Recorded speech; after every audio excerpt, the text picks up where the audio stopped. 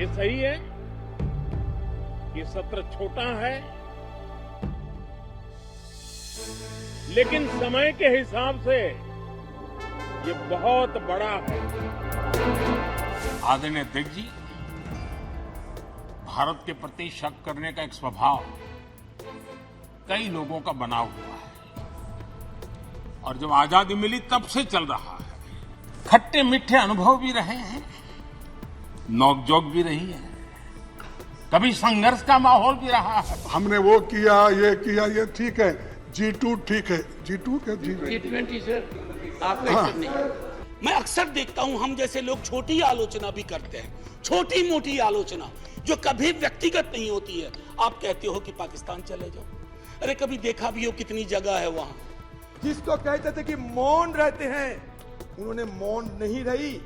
जब G20 की सम्मेलन हुआ करते थे उस समय भी उन्होंने कहा ये अच्छा है हमारे देश के लिए।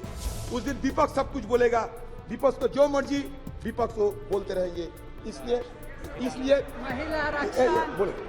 यहाँ बहुत से नेताओं के भाषण सुनने को मुझे कम मौका मिला, सिर्फ 14 साल मिले। कहाँ जा रहे हैं?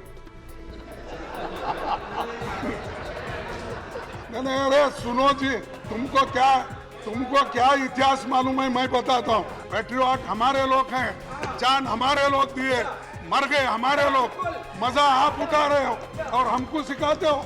सरकारें आएगी जाएगी, पार्टियां बनेगी बिगड़ेगी, लेकिन ये देश रहना चाहिए। मनमोहन सिंह जी ने उर्दू के शायर मिर्जा गालिब जी को कोट किया था, हमको है उनसे वफा की उम्मीद जो नहीं जानते वफा क्या है। बदलना है तो अब हालात बदलो, बदलना है तो अब हालात बदलो, ऐसे नाम बदलने से क्या होता है। पुराने संसद भवन की यात्रा, सदन में सभी दिग्गज मौजूद थे। प्रधानमंत्री मोदी ने पत्रकारों पर बात शुरू की, बात अंदर खाने की भी। तकरीबन 52 मिनट के भाषण में नेहरू, इंदिरा, आडवाणी, अटल के किस्से सुनाए गए। सरकार गिरने गिराने तक बात हुई। पूर्व पीएम मनमोहन सिंह पर एक बात चली तो एक कांड बताया गया। कांग्रेस सांसद अधीर रंजन चौधरी ने पुराने संसद भवन की यात्रा में पूर्व पीएम मनमोहन सिंह पर की गई मौन मोहन वाली टिप्पणी कर क्या याद दिलाया। सामने सोनिया गांधी बैठी थी, अधीर रंजन चौधरी काम गिना रहे थे। तभी सोनिया गांधी अधीर को क्या समझाने लगी। खरगे ने सभापति के सामने हाथ जोड़कर क्यों डरने डराने जैसी बात कह दी। सब कुछ लेकर हम हाजिर हैं आपके खास शो संसद में आज में। नमस्ते, मैं हूं हिमांशु। चलिए आगे बढ़ते हैं।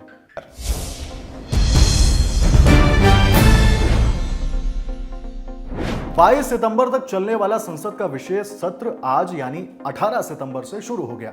सुबह 11 बजे का वक्त कार्यवाही शुरू हुई। सदन के लिए निर्वाचित हुए डॉक्टर दिनेश शर्मा ने सदन की सदस्यता की शपथ ली। कार्यवाही आगे बढ़ी। हम बात कर रहे हैं राज्यसभा की। वक्त हो रहा था 11:22। सभापति जगदीप धनखड़ के सामने नेता प्रतिपक्ष मल्लिकार्जुन खड़गे खड़े थे। हाथ जोड़ खड़गे ने कहा कि मैं दौड़ते दौड़ते रात के 1:30 बजे यहां पहुंचा। आगे क्या कुछ कहा सुने। मैं ये सोच के आया था, क्योंकि दौड़ते दौड़ते रात के 1:30 बजे यहाँ पर पहुंचा। मैं ये समझ के आया था आज का दिन बहुत अच्छा है और हमारे चेयरमैन साहब गुस्से में नहीं रहेंगे और किसको डराएंगे नहीं और बड़े प्रेम के साथ सबको लेकर चलेंगे, ये उम्मीद से मैं आया था। यहाँ आते ही एकदम आपने गुस्सा जाहिर किया, उन्होंने रोना, तो ये हो रहा है। तो कम से कम ये आज खुशी का दिन है, वो हमारे संजय सिंह को और चड्डा को कम से कम हाउस में लाए।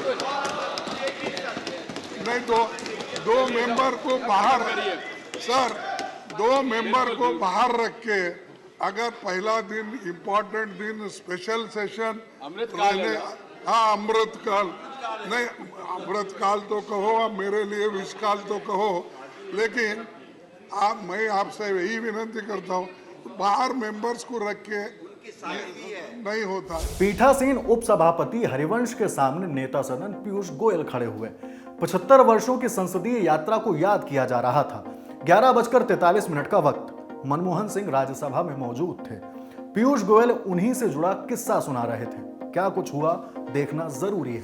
वैसे मुझे याद आता है जब मैं पहली बार मेडन स्पीच देने के लिए उठा था, मैं नया सदस्य था, जुलाई 2010 की बात है, और माननीय पूर्व प्रधानमंत्री मनमोहन सिंह जी जहां अब बैठे हैं उसी के बाजू में नासिर हुसैन की सीट पे, जहां तक मुझे याद है मैं वहां पे बैठा था, और माया सिंह जी हमारी चीफ विप थी, आई बोला कि परसों तुम्हें IRDA और सेबी का कुछ वाद विवाद चल रहा था, डॉक्टर मनमोहन सिंह प्रधानमंत्री थे और प्रणब दा वित्त मंत्री थे, तुम्हें उसकी डिबेट को शुरू करना है।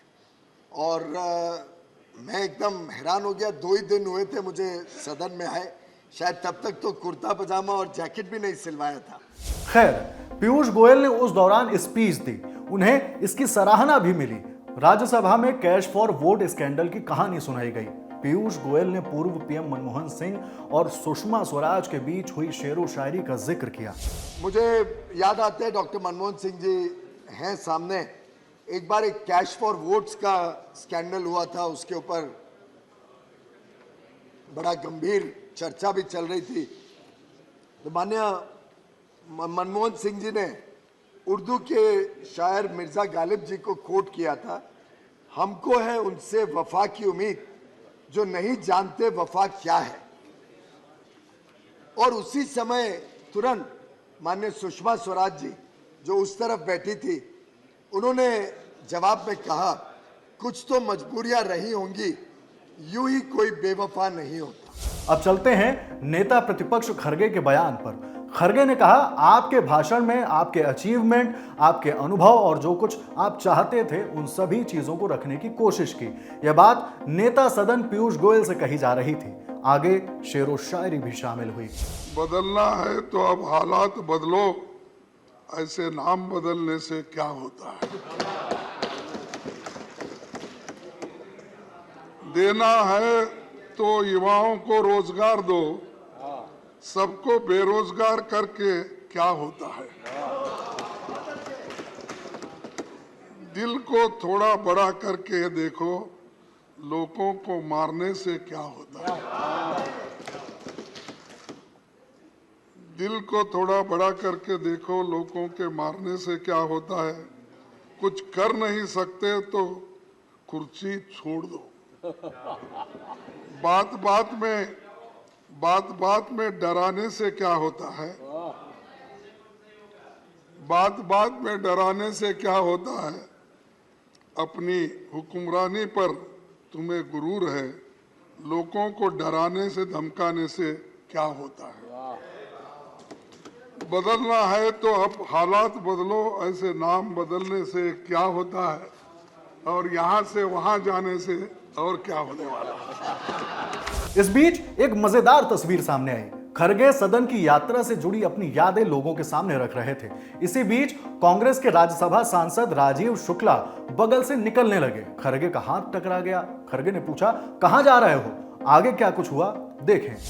यहाँ बहुत से नेताओं के भाषण सुनने को मुझे कम मौका मिला, सिर्फ ये 14 साल मिले। कहाँ जा रहे हैं?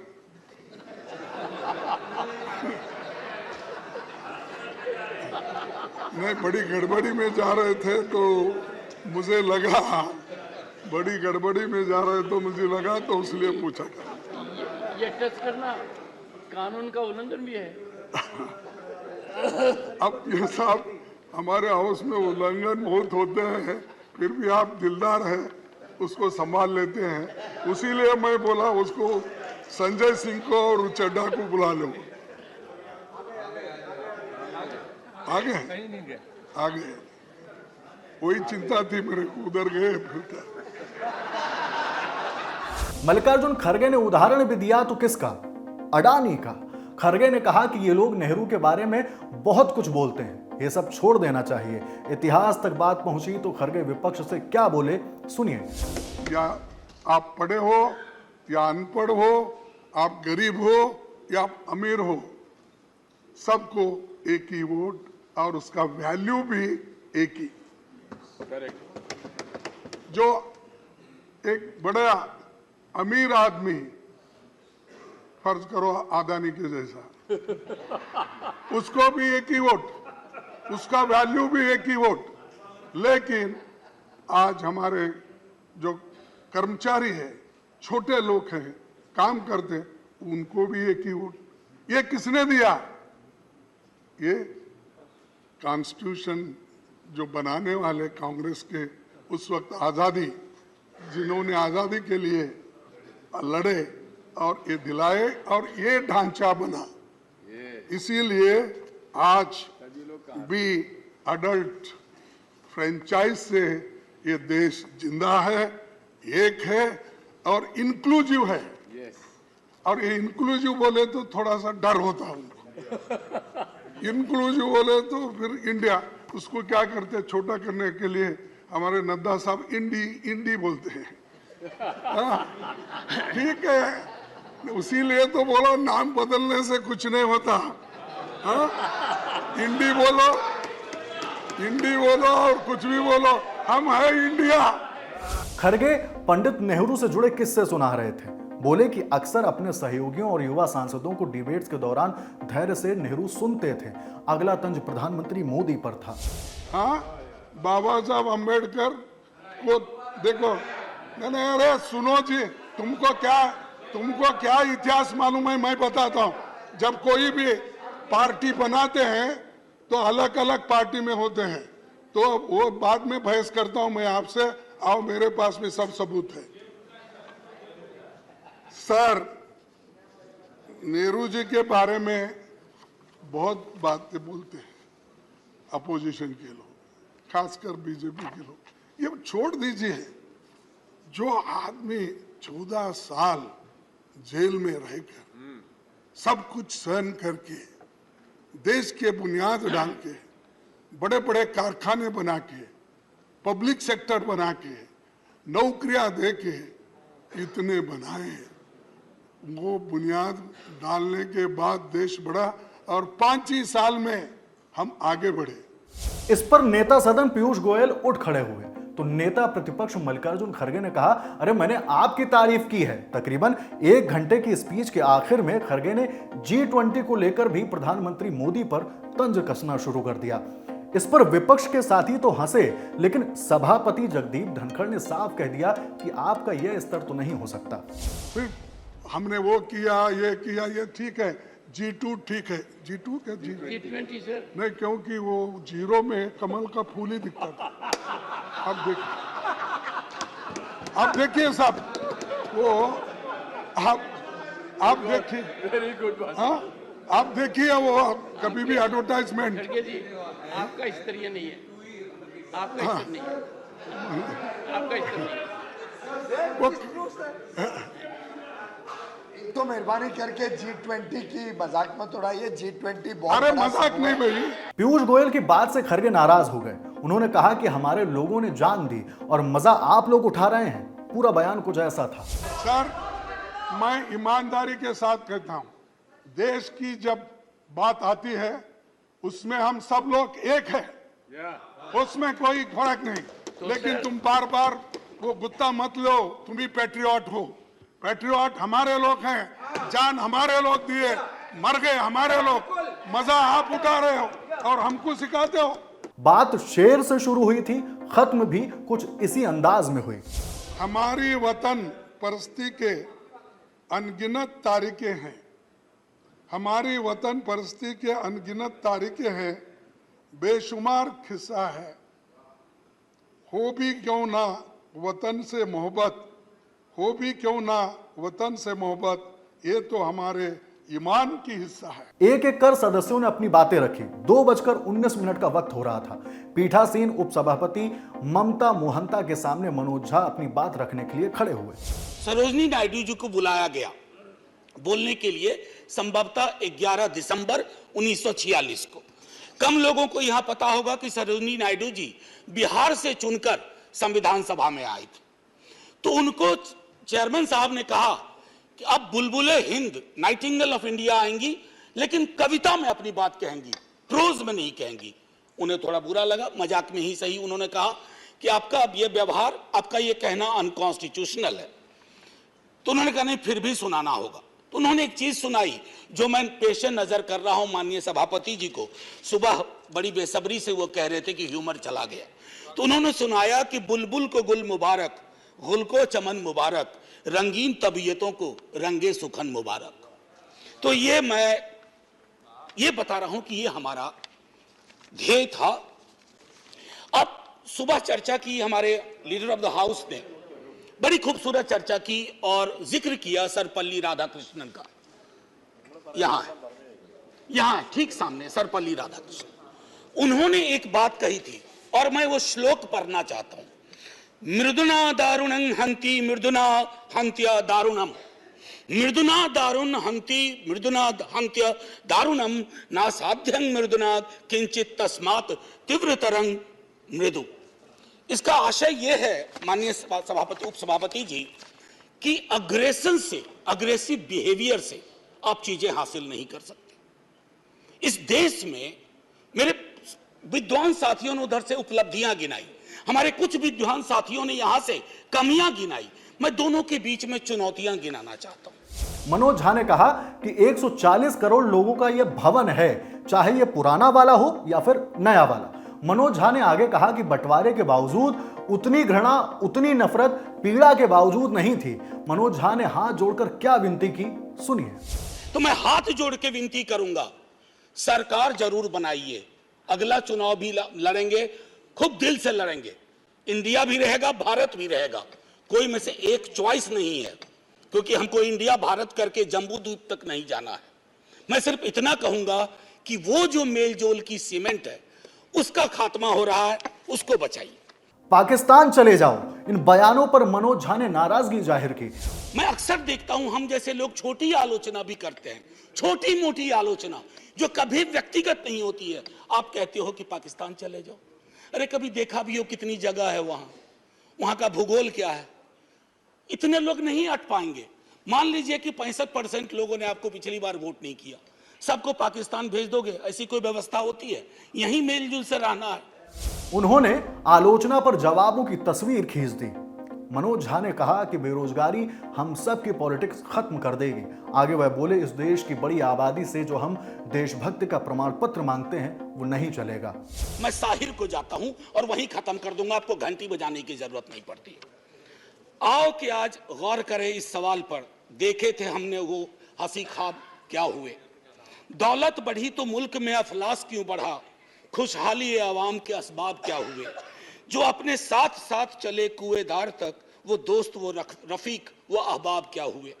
क्या मोल लग रहा है शहीदों के खून का, क्या मोल लग रहा है शहीदों के खून का, मरते थे जिन पे हम वो सजाए याब क्या हुए।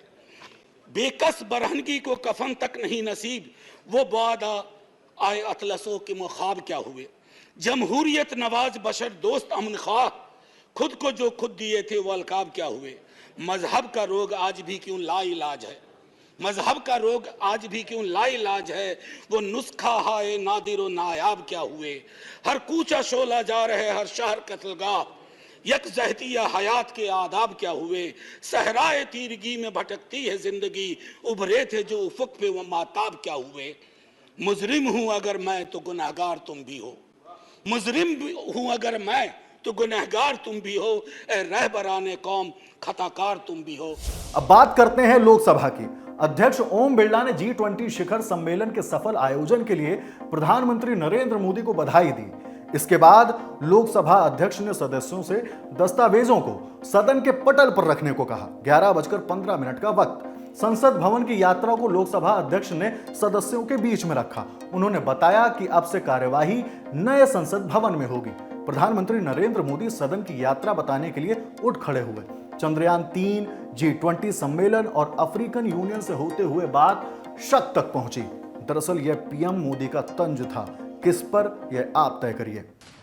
आदरणीय अध्यक्ष जी, भारत के प्रति शक करने का एक स्वभाव कई लोगों का बना हुआ है और जब आजादी मिली तब से चल रहा है। इस बार भी यही था, कोई डिक्लेरेशन नहीं होगा, असंभव है।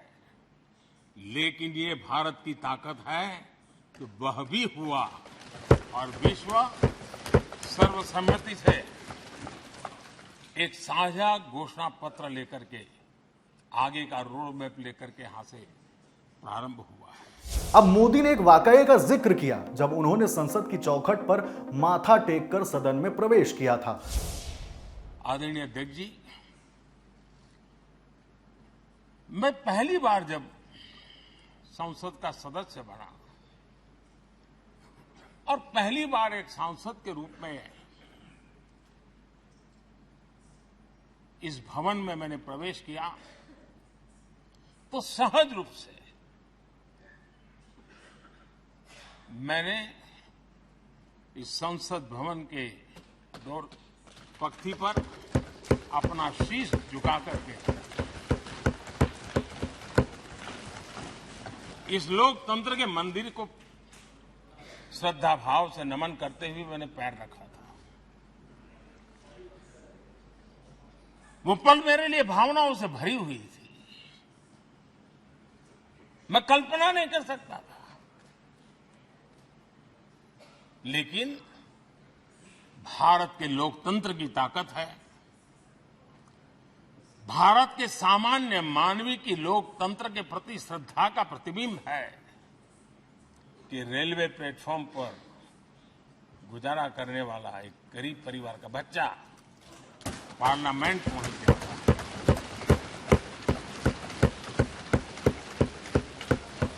मैंने कभी कल्पना तक नहीं की कि देश मुझे इतना सम्मान देगा, इतना आशीर्वाद देगा, इतना प्यार देगा। सोचा नहीं था अध्यक्ष। पंडित जवाहरलाल नेहरू, लाल कृष्ण आडवाणी, सरदार वल्लभ भाई पटेल नामों के साथ किस्से बताए जा रहे थे। इन किस्सों में क्या कुछ था, देखें। जो टेक्नोलॉजी से जुड़ा है, जो हमारे वैज्ञानिकों के सामर्थ्य से जुड़ा है, जो 140 करोड़ देशवासियों के संकल्प की शक्ति से जुड़ा हुआ है, वो देश और दुनिया पर एक नया प्रभाव पैदा करने वाला है। ये सदन और इस सदन के माध्यम से मैं फिर एक बार देश के वैज्ञानिकों और उनके साथियों को कोटि कोटि बधाइयां देता हूं, उनका अभिनंदन करता हूं।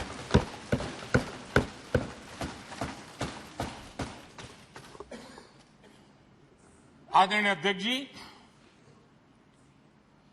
ये सदन ने भूतकाल में जब नेम की समिट हुई थी, सर्वसम्मति से प्रस्ताव पारित करके देश के इस प्रयास को सराहा था। आदरणीय अध्यक्ष जी, उमंग उत्साह के पल के बीच भी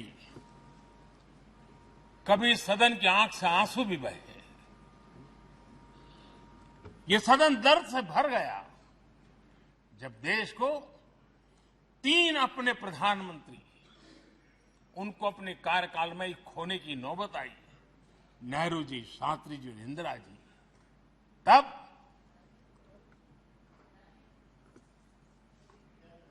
ये सदन अश्रुभीनी आंखों से उन्हें विदाई दे रहा है। लोकसभा में प्रधानमंत्री मोदी ने पत्रकारों की बात शुरू की। अंदर खाने की बातों को मुस्कुराहट के साथ सुनाया गया। पीएम मोदी ने पत्रकारों पर क्या कुछ कहा, सुनिए। मैं उन पत्रकार मित्रों को भी याद करना चाहता हूं जिन्होंने जीवन में, कुछ लोग तो ऐसे हैं जिन्होंने पूरा जीवन अपने कार्यकाल में संसद के काम को ही उन्होंने रिपोर्ट किया है। एक प्रकार से वो जीवंत साक्षी रहे हैं। उन्होंने यहां की पल पल की जानकारी देश तक पहुंचाई, और तब तो ये सारा टेक्नोलॉजी अवेलेबल नहीं थी। तब वही लोग थे जो यहां की बात पहुंचाते थे, और उनका सामर्थ्य था वो अंदर की भी पहुंचाते थे और अंदर की भी पहुंचाते थे।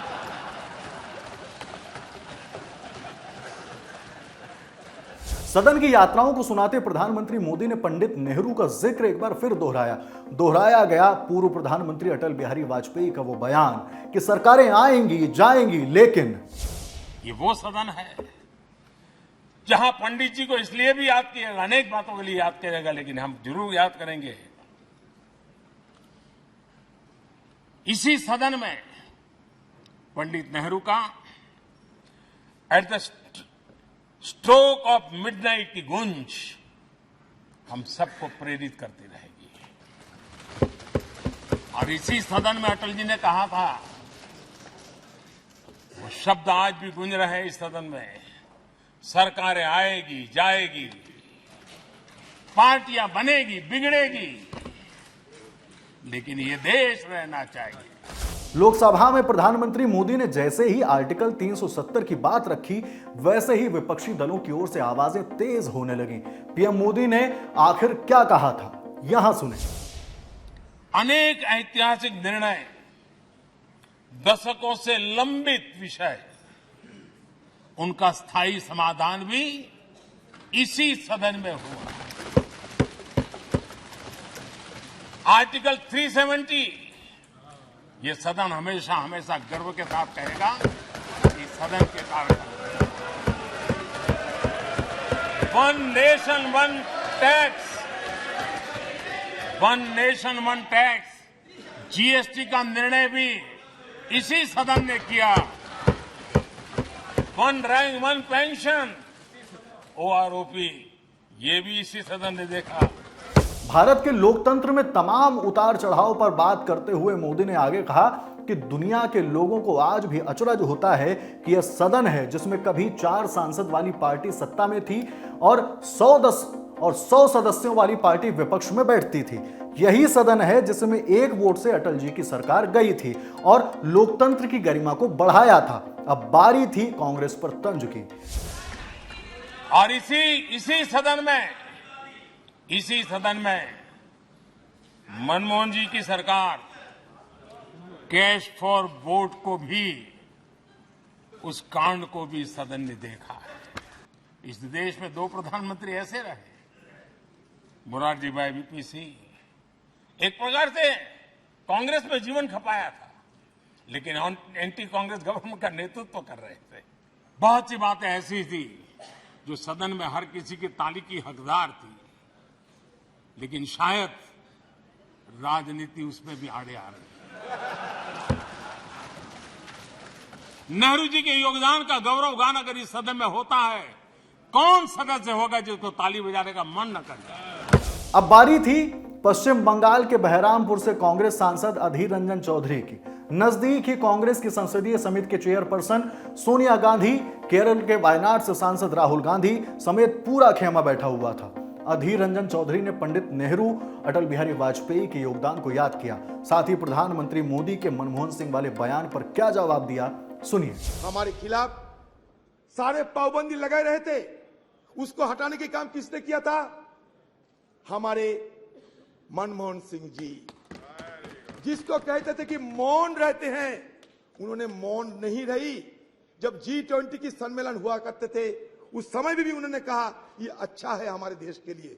वो मौन नहीं थी, लेकिन बात कम करते थे और काम ज्यादा करते थे। फर्क यही है। काम गिनाने का सिलसिला जारी था। अधीर रंजन चौधरी ने मनरेगा की बात की। सोनिया गांधी अधीर को भाषण के बीच क्या समझाने लगी, देखें। Sir, I am being tempted to refer the name of my leader, Madam Sonia Gandhi ji. Sir, Madam Sonia Gandhi ji, who took the initiative to pass the landmark legislation, Right to Information Act. History will remember. Yes. The Scheduled Tribe and other traditional forest dwellers, recognition of Forest Rights Act 2006. National Rural Employment Guarantee Act, NREGA. Sir, ये नरेगा के खिलाफ कटुक्ति करते हुए कहते थे किसी ने, ये मरेगा, ये नरेगा नहीं, ये मरेगा। लेकिन नरेगा मरे नहीं, नरेगा जिए हैं। और नरेगा से हमें ग्रामीण लोगों को अभी भी ग्रामीण लोगों को इसके सहारे जीने का मौका मिलते हैं। अधीर रंजन चौधरी ने लोकसभा अध्यक्ष से मांग की कि एक नियम बनाया जाए, इसके तहत विपक्ष के लिए एक दिन निर्धारित किया जाए। उस दिन विपक्ष सब कुछ बोलेगा। सोनिया गांधी ने पीछे से अधीर रंजन चौधरी से कहा महिला आरक्षण, पीछे से गौरव गोगोई ने भी आवाज दी थी। फिर सोनिया गांधी हंसने लगी। विपक्ष को जो मर्जी विपक्ष को बोलते रहेंगे, इसलिए एक दिन विपक्ष के लिए अब रख दिया करो। संसद की पुरानी इमारत में सदस्यों के बयान, इन बयानों में तंज के बीच हल्की फुल्की नारेबाजी भी। हमने काफी कुछ समेटने की कोशिश की है, आपको बताया कि दोनों सदनों में क्या कुछ हुआ। आप अपनी राय हमें कमेंट बॉक्स में जरूर भेजिए। जो कुछ छूट गया है वो सब कुछ आपको जरूर मिलेगा दिल्लल ऑन टॉप पर। शुक्रिया।